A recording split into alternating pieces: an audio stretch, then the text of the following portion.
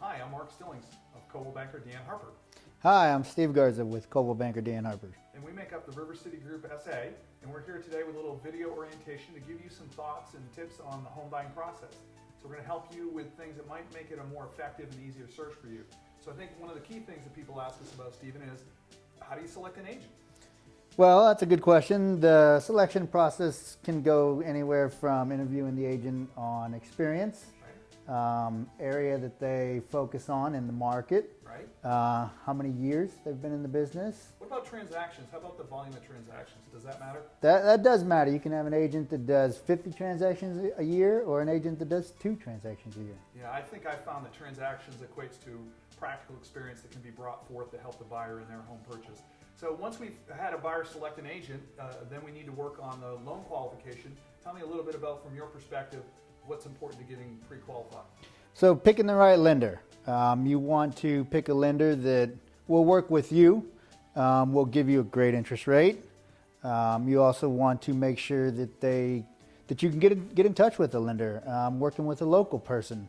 I know, Steve, that everyone measures interest rate and closing costs, and those are important, but how important is the service in the lending process? Do people really understand how big a deal that is?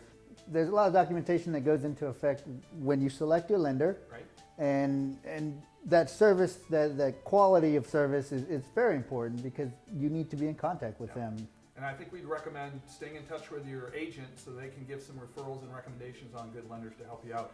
In terms of setting up a search, how do we go about finding the right properties for the buyer to look at, Steve?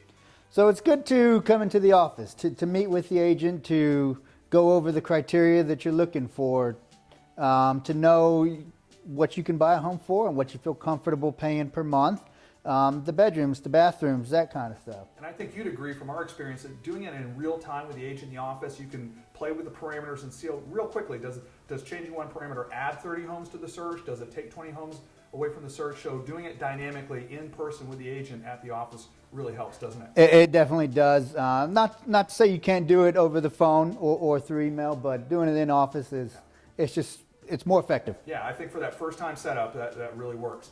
Then let's talk about some of the online resources that buyers have out there in the marketplace, the Zillows and Trillias. What do you see with that? They're all very good search engines to use when searching for a home, but we've found over the years that they can have outdated material. They can give you information that's just not always accurate. Yeah, I think we found that it's very pretty and some cool tools, but the accuracy is kind of borderline in some of those cases. So once we've worked with the buyer to get an online search through MLS that's really accurate, and they've spent some time on Zillow and those other resources, now it's time to get out in the car and go look at properties. How do you suggest organizing that to make it effective for the buyer so they don't kind of get lost in the sea of listings that are out there? Well, you want to try to pick anywhere from 5 to 10 homes to see. Once we get the 5 to 10, that way we're not seeing too many homes to where they're all getting jumbled together. And you can maximize time together when you see 5 to 10. We can put them in order, stay in the same area.